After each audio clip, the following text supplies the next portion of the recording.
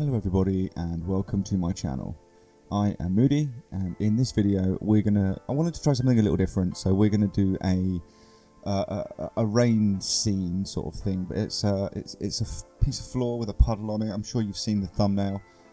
So if you want to know how I did it or understand a little more about how I did it, then watch the video all the way through to the end. Like and subscribe, and share it with anybody that might find it interesting or helpful. Okay, so the first thing I went ahead and did, you'll see us doing it now in the background, is I took a sphere and using the radial settings I sculpted it up into, I think it's frame 2 or 4 if you look at the reference I've got. So what I've done for the reference here is I found some animated frames of a raindrop, so how another artist might animate a raindrop.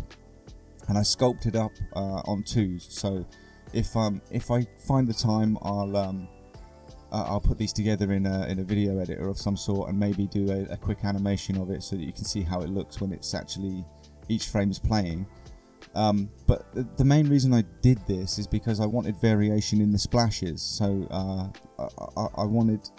didn't want to have just like 100 of the same rain splash, So yeah, that's why I did that. So like I said, if I can, or if I find the time, I'll edit that up into a short animation of a raindrop splash. But yeah, I mean, mostly it's for variation. So I'm using the radial tool to get the base shape, which will be frame 2 or 4. And then after that, I'm duplicating it and just moving it around to try and match as closely as I can the frames underneath. So yeah, there's not an awful lot of insanity going on here, or anything crazy going on. It's all of the normal sculpting tools you see us use. So I'll jump out of this, let this play for a little while, and I'll jump back in when we move off of this, or anything interesting comes up that I feel like I want to talk about.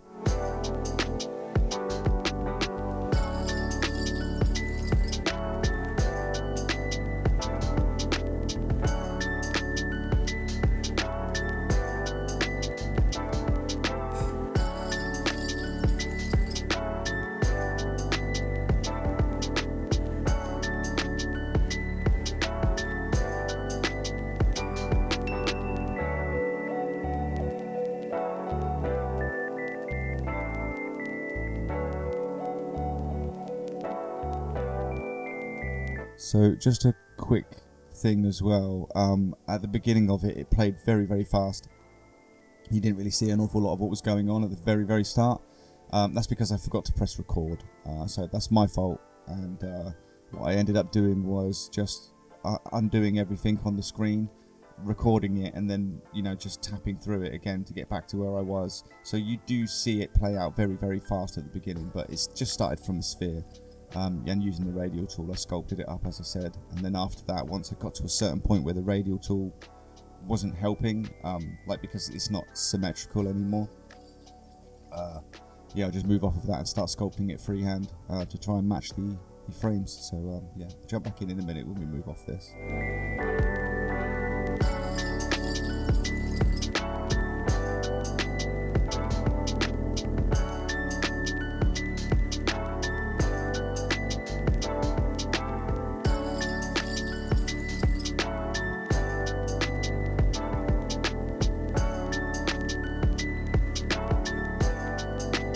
So I do sculpt up some raindrops to go into the air, but I move off of this. I end up deleting these in the end, because it just, a still shot of rain the raindrop doesn't look like that.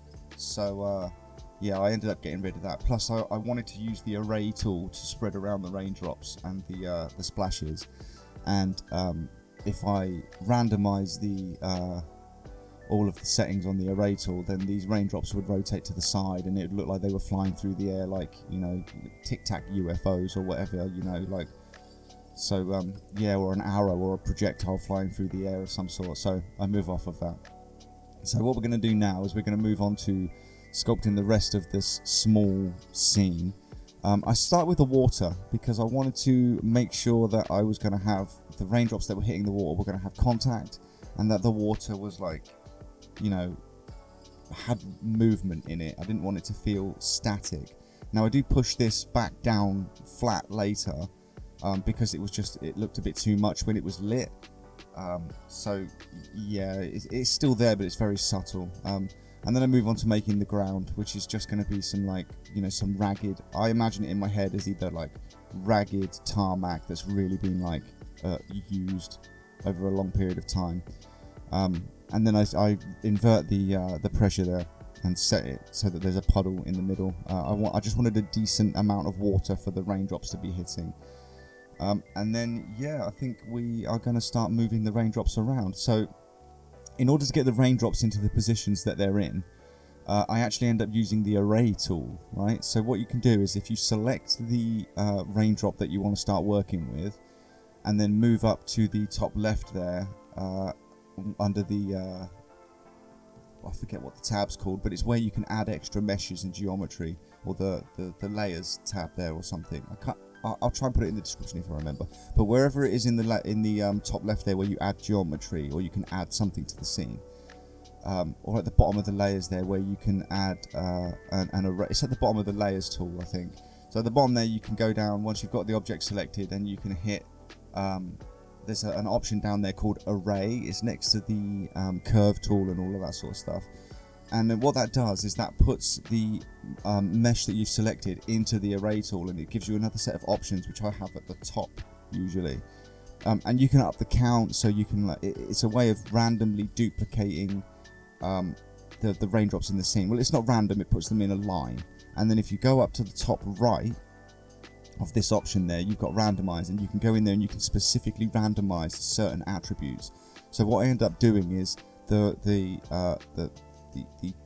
pole or whatever it is that's pointing to the sky, I don't touch that, or the raindrops, the ones that can turn it off of its axis, I don't touch those. I just use the rotate random one to make it so that it's a different rotation, to give it a bit of variation. And then a lot of what I do is with the translations. So as long as you don't change the Y translation and just mess with the other two, it will randomly place them along that plane. As soon as you press Y, it's going to randomize them on the Y. So I left that alone at 0. Randomized, you know, X and Z, so that they were moved across on the dirt, on the floor. And once I'd had all of those just randomly placed, you have to validate them, and then you can delete the ones that are around the edges.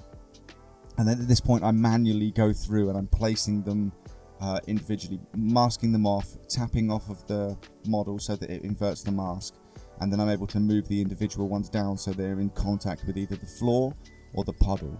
So you're going to see me go through that. That's going to take a minute. I'm just, like I said, masking it off, flipping the mask, and then moving it down so it's contacting the floor. So yeah, with all of the randomization using the array tool, you just play around with the array tool, guys. It's a great little tool for stuff like this, particularly for randomizing anything, you know. I think we use it again later for the raindrops in the air.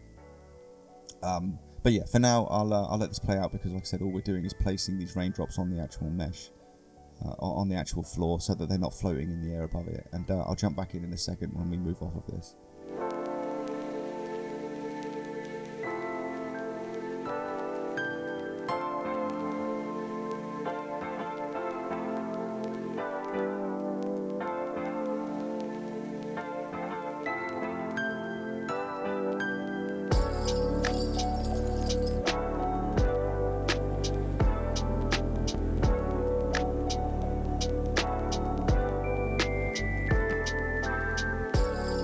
I mean, this might be user error. Maybe there's an easier way to do this. I couldn't find a magnet tool to you know, sort of stick these to the surface or anything like that. So, like I said, I end up just going through it manually and making sure everything's in contact, and that all of the individual raindrops were randomized, at least to some degree. Those ones look kind of similar, so I'm a little bit disappointed with that. Hindsight's 20/20 though, guys. Like I said. If I looked at this with a little bit more foresight rather than hindsight, these might be a bit more randomly rotated, but it is what it is. You can't really tell once the whole scene's up and everything's moved and you're moving through the scene. You can't really tell. So yeah, I'll jump back in a minute when we move off of this and start working on the raindrops.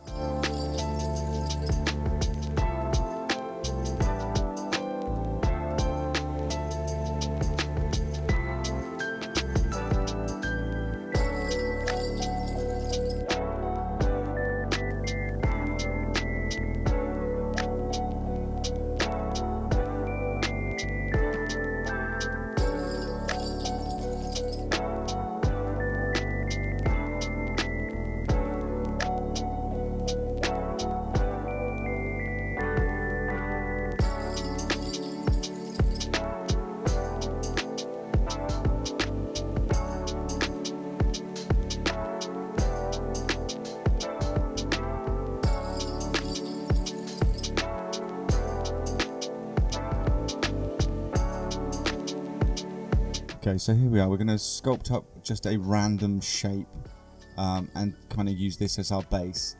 We're going to do the same thing with the array tool once it's sculpted with the drop selected. That looks a bit like a beam at the moment. With the drop selected, go over to the left at the top there. Under the add meshes area there, you can add an array to it. And then we're just going to randomize it using all of the settings.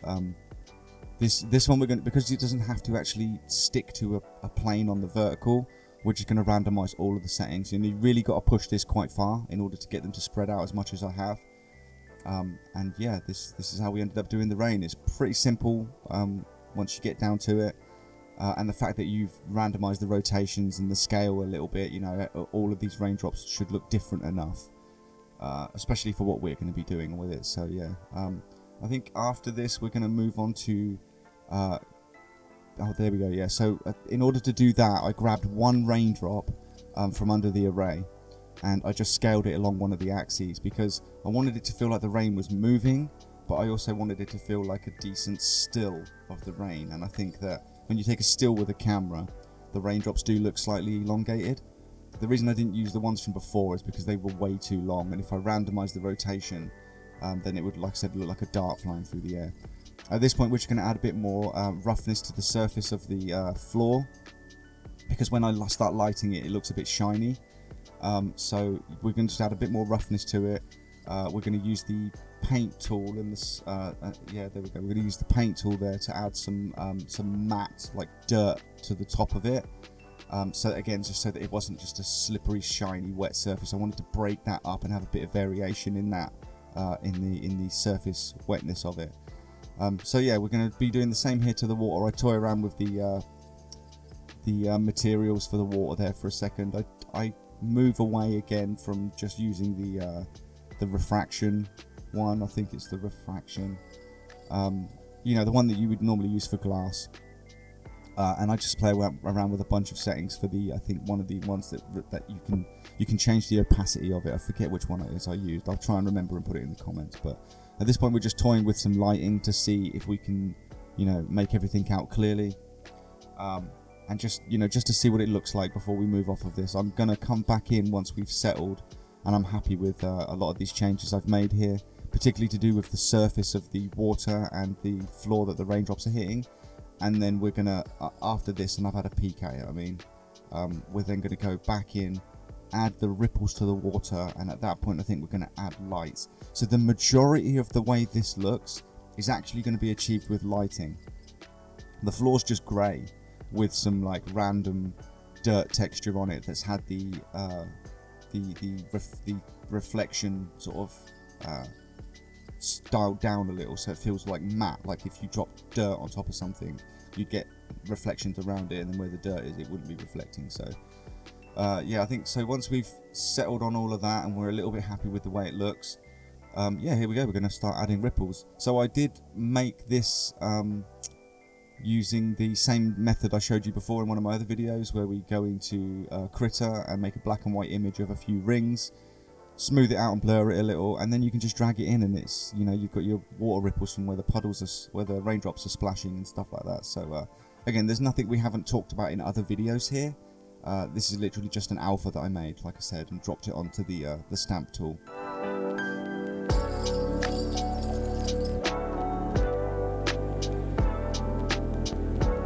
So yeah, I'm pretty happy with that. I'm just toying around with a couple of other lighting ideas here, and then I think we're going to move off of this sort of style of lighting because the darkness and the moodiness of it all is kind of what sells it and makes it look really good. So we move on to a sort of cyberpunk, sort of neon greeny blue and pinky purple lights to light it up in the background. I saw someone else do this on a video a while back, and I just thought it looked really cool. So yeah, I decided to go with this cyberpunk style lighting that this other chap sort of put in there, and it looks really good. It helps finish it off, and it really brings out the scene and makes it a little bit more clearer, without it just being one color. One thing I do notice is that the raindrops they are still there and you can still see them when you're moving around the scene, but I'd like them to be a little bit more visible. If I was to come at this again, I'd probably work on the actual splashes a little more and try and just make them a little bit more clearer. one of the problems I was having is that the tools you're given to render in Nomad, they don't quite behave how you'd expect all of the time. So I just had to do the best with what I had in that respect. But overall, I'm happy with how it came out. I'm really pleased with it. The lighting looks good. Just toying around with it a little more here. And yeah, I mean, I think it looks. It's the sort of thing that like you could use this in a scene, but it's a very high poly count at the moment. You'd probably have to work on decimating this a little bit. I did decimate the surface of one of them, and it just, I don't know, it didn't take away any detail, but it just made it feel a little bit smoother and stuff like that. So yeah, I mean, overall you could probably use this in a scene, but you'd have to work on reducing it a little bit more. But again, if it's something that's going to be further in the background, it's not going to matter too much. So overall, I'm happy with it. If you guys enjoyed this and you liked it and you want to, you got any questions about how I did any of this stuff in here, maybe I haven't spoken about it clear enough, then leave a comment and I'll try and get back to you. But yeah, overall, I'll play a couple of images of it up on the screen, and yeah, like I said, if you have any comments or any questions, then leave them in the comments below, and I'll try my best to get back to you. So thanks for joining me, everybody. Have a good Christmas, and after the new year, I'm going to start on a series about sculpting the human figure. So we'll do it in stages. There'll be long form videos, and we'll get that sorted out for you. So yeah, happy Christmas, happy sculpting, and I'll see you in the new year.